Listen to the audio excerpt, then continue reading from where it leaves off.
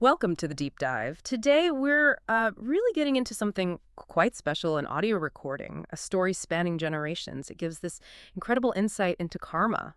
It really does. It's fascinating how it shows choices, even small ones, echoing down a family line. Absolutely. So our mission here is to pull out those key insights, the cause and effect. We're not just looking at what happened, which is extraordinary enough, Right. but really digging into the why.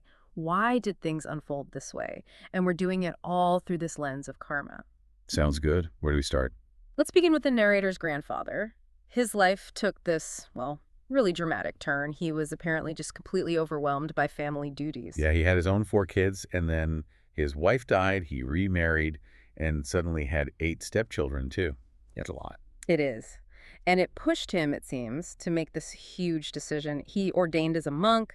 The source sort of hints it was partly boredom with married life, but you sense the sheer weight of it all. And he stuck with it, didn't he? Lifelong commitment. He did. Never disrobed. And he became quite dedicated to meditation. Mm. There's this really striking account from a pilgrimage he took. He described having this vision, a vision of hell. Oh, wow. What did he see? Pretty intense stuff. A huge stone plain, Oh. a massive boiling cauldron filled with people being, beaten, Oh, God. and this image of a woman crucified, being impaled over and over, crying out, then reviving just to face it again. Horrifying. That sounds terrifying. But there was a clarification about this vision, wasn't there? It wasn't like he actually went there. Exactly. That's Well- crucial. It was what's called a nimitta. Think of it as a powerful mental image, a sign arising during deep meditation. Okay. It wasn't an actual visit to the lower realms. That requires a much, much deeper meditative state, which he apparently hadn't reached. It was an internal vision, Right. a glimpse of potential consequences. Right. A powerful warning, maybe. And then his death. Well, There's a tragic irony there, too. There is. He died, still in his robes, from a perforated stomach. And this was because he refused to eat in the evenings, sticking strictly to the monastic rules, even though doctors warned him. Yes. They explicitly told him his stomach would perforate if he didn't eat, but he was afraid of breaking his vows, so he refused. Such dedication, but with such a difficult outcome. So, karmically, what happened after he passed? Well, his lifelong ordination was hugely powerful merit. It closed off the lower realms for him completely. He was reborn as a high-ranking Gandharva Deva. A Gandharva Deva, like a celestial musician. That's the traditional depiction, yes. Yes. A being in the Katumaharjika heaven, one of the heavenly realms. He even had a large golden palace there. Okay, Katuma Harjika. Now, you mentioned before, that's maybe not as high as he could have gone, like compared to Yama Heaven. Right, Katumaharjika is beautiful, a lower celestial realm closer to us. His merit was certainly vast. But Yama heaven is a step higher, spiritually more refined. So why didn't he reach Yama? Because at the moment of death, his mind was agitated. He was suffering from the intense illness, the pain, that mental disturbance, even with all the good deeds. Ah, it prevented the higher ascent. Exactly. It really shows how critical that final state of mind is. Even huge positive karma can be slightly steered by the consciousness at the very end. Purity and peace in that moment are key. That's a powerful point. Okay, let's shift now to the narrator's mother. Her story starts young, doesn't it? Very young. Only 16 when her father, the monk we just discussed, ordained. She basically had to step up and raise her younger siblings. An immense burden. Yeah. And she married the narrator's father partly for practical help, though the source suggests love was there too. Yes. And her daily life then involved cooking for her father and the other monks. Which often meant killing fish for their meals, unless they were already dead, of course. Correct. But interestingly, even while doing that out of necessity, she was apparently very clear with her own children about the negative karma of killing. She taught them it was a sin and that karma is inescapable. Quite the contrast in her life. And her own passing. She died relatively young at 52. She did, from a leaky heart valve. And the source gives a specific past life karmic reason for this. Really? What was it? Apparently, in a previous life, she had overworked farm animals, cows, and buffaloes, pushing them too hard, not giving them enough rest. Wow, overworking animals leading to a heart condition. That's incredibly specific. It underscores how karma isn't just about, direct killing. Inflicting suffering through exhaustion or exploitation, that also creates ripples. And where is she now, according to the source? She was reborn as an earthly deva, living in a village setting but in a large palace. And importantly, she is receiving the merit her children sent her, which improves her situation there. Okay, so merit transfer is definitely a factor. Now let's look at the narrator's father. His life seemed to change dramatically after his wife, the mother, passed away. Yes, a real downward spiral, it seems. He'd been a non-drinker, but became a daily alcoholic, started chain smoking, and he continued killing fish for food. And his health suffered greatly in old age. Oh yes, a whole list of issues. Severe eyesight problems, emphysema so bad he lost a lung. Lost a lung, that must have caused terrible suffering. Well, this is the remarkable thing. According to the narrator, despite missing a lung, he experienced no suffering from it, just a mild cough sometimes. No suffering? How is that even possible? Karma, again. The source explains it was due to merit from a past life where he offered medicine to monks and novices. That specific good deed protected him from the physical suffering related to the lung condition in this life. That's incredible. Merit acting like a pain shield almost? You could sort of see it that way. But then there's another layer. Despite this, he had other issues like gout and kidney disease, and he made a choice. Ah, yes. Regarding medication, he refused the effective, though expensive, hospital drugs. He did. He preferred cheap remedies from friends and apparently even gave away the good medicine he was prescribed. Why would he do that, especially if the past merit was helping with pain? Seems counterintuitive. There's a deeper karmic echo here, too. In a different past life, he apparently held a strong, mistaken belief that his own homemade remedies were superior to proper treatments. He even encouraged others to use his stuff instead of what they should have been using. Oh, I see. So that past belief, that mistaken confidence in his own cures. Manifested in this life as an inherent distrust or rejection of the effective prescribed medicine, even when it could have helped him. This pattern, this belief system, carried over and contributed to his eventual passing from kidney failure. So past merit can alleviate suffering, but it doesn't necessarily override current choices or patterns rooted in other past actions or beliefs. Precisely. It's complex, different karmic threads playing out simultaneously. Okay, let's turn to the narrator herself now. She went through some deeply painful experiences, particularly concerning pregnancies. Yes, the source mentions 2 forced abortions. The first pregnancy, and then later twins. It emphasizes she was very reluctant, strongly against it. That must have been incredibly difficult. She expressed deep regret and prayed for those children to return to her. Did they? According to the source, no. Her later children, a daughter and 2 sons, followed their own karmic paths. They weren't the souls of the aborted children returning. Right. And what about the karmic consequences for her, for the abortions, even though she was unwilling? The potential consequence mentioned is chronic illness or premature death in future lives. However, her strong reluctance, the fact she didn't want to do it, significantly lessens the negative karmic weight. So her intention mattered a lot. A great deal. And the advice given is crucial. Consistent merit-making. Specifically dedicating that merit to those children, sending them loving kindness. That's the way to actively mitigate the remaining karma. Okay, so taking responsibility through positive action. Now, there was another really dramatic incident involving one of her sons. Yes, her second son. When he was just 1.5, he nearly drowned. Fell into a hole dug for planting trees, was found floating, blue, bloated. Looked hopeless. Oh my goodness, but he survived? Miraculously, yes. Her husband found him just in time and managed to revive him against all odds. That's amazing. Is there a karmic link explained for this too? An astonishingly specific one. In a past life, the narrator, when she was a child, had apparently thrown a kitten into water. Oh no. Just mischief, apparently, to see if it could swim. It nearly drowned, but, and this is the key part, she felt bad and rescued it just before it died. So she almost caused its death, but then saved it. Exactly. And that kitten's survival, because she intervened and saved it, created the direct karmic condition for her own son's miraculous survival after nearly drowning.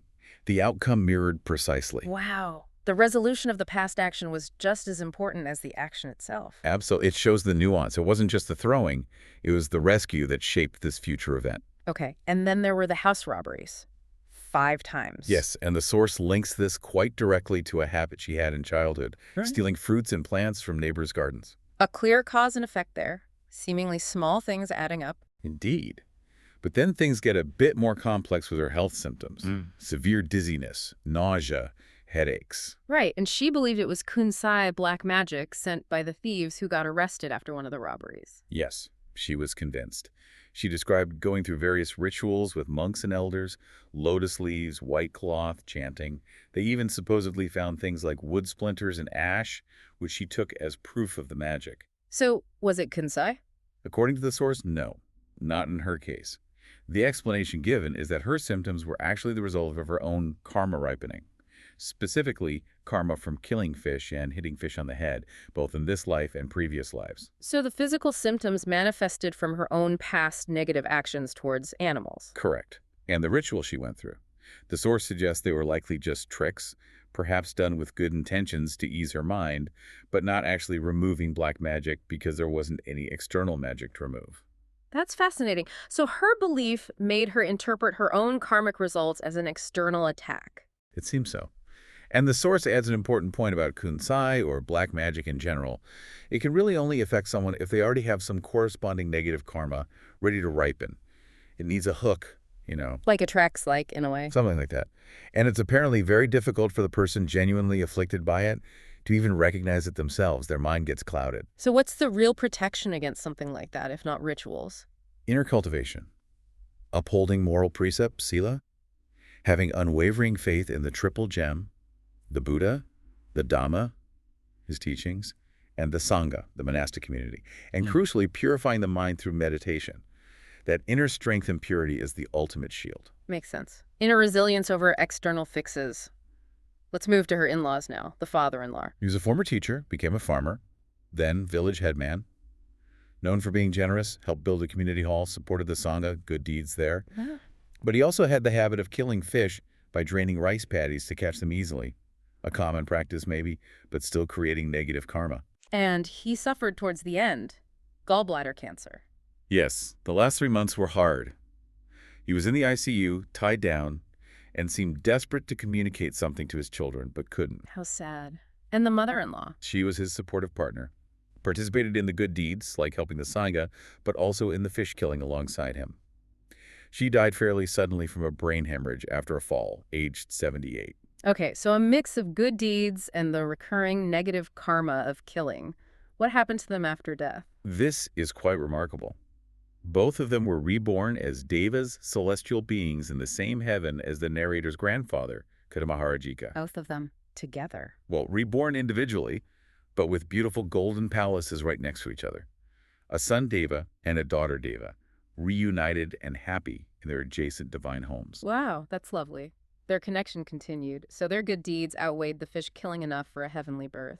It seems so. Yeah. The balance tilted towards the positive, and the source confirms what the father-in-law was trying to communicate in the ICU. Oh, what was it? He was desperately thirsty and hungry, and wanted them to untie him so he could just get some water. Oh, that's heartbreaking. Just basic needs he couldn't express. Yes. But, importantly, the source also confirms that both he and his wife did receive the merit their children sent up to them after they passed. It enhanced their heavenly palaces and their comfort there. So again, the merit transfer helped them even after they'd arrived in heaven. Absolutely. It shows the ongoing connection and the power of continued remembrance and good deeds done in their name. Okay, this brings us to a reflection on the whole family's karma. The narrator, her husband, their kids. They were described as having this connection to supporting the Sangha, like provisions for the Sangha. Yes, indicating a collective karmic tendency towards generosity, especially towards the monastic community. But there was a key qualifier. They often made merit according to mood. Exactly. And the source points out a significant potential consequence of that. What's the issue with being moody about making merit? Seems human. It is human, but karmically, making merit inconsistently, based on whether you feel like it or not, often leads to separation in future lives. Separation? How so? Because the intention isn't consistently strong or focused. Without a firm shared aspiration to be reborn together or in a specific beneficial environment, their individual karmic trajectories, fueled by these fluctuating efforts, might pull them in different directions. They might end up in different realms, different circumstances, separated. I see. So if staying together is important, the intention needs to be consistent and shared. Precisely. Yeah. So the ultimate advice given, not just for this family, but for anyone listening, Yes. is twofold. First, make accumulating all kinds of merit a consistent, steady practice. Don't let it depend on fleeting moods. Make it a firm commitment. Okay, consistency. And second? Make a clear, strong aspiration, a heartfelt wish to be reborn together in a specific, highly conducive place. The Dusit Buri, special zone of bodhisattvas. Dusit Buri, special zone of bodhisattvas. What exactly is that? It's a high celestial realm, part of the Tusita heaven, specifically known as the place where future Buddhas and very advanced bodhisattvas reside while preparing for their final births or continuing their training. So, aiming high, essentially. Very high. By aspiring together for that specific zone, backed by consistent merit, they not only ensure they stay together, but also place themselves in an environment optimal for continued spiritual growth, avoiding future separations and progressing towards enlightenment as a group. That shared, focused aspiration is key. What an incredible deep dive this has been. We've really seen how actions, even things that might seem minor at the time, like overworking animals or holding on to a mistaken belief about medicine, Right, or even childhood habits like taking fruit. can ripple outwards, shaping health, shaping family dynamics, shaping circumstances, sometimes lifetimes later. It's like this story gives us a shortcut to seeing those connections. It really does. And the core message, I think, is that every single action, thought, and intention matters. It has a consequence. Understanding these patterns, like the ones laid bare in this family's experiences, gives us the power to be more mindful, more conscious in our own choices. We can potentially shape our present and our future with more wisdom. Exactly. Greater awareness, greater intention. So as we wrap up, maybe something for you, the listener, to reflect on. Thinking about this family's journey, what seemingly small choices are you making today? And how might they be echoing, perhaps unseen for now, into your own future, or maybe even the futures of those around you?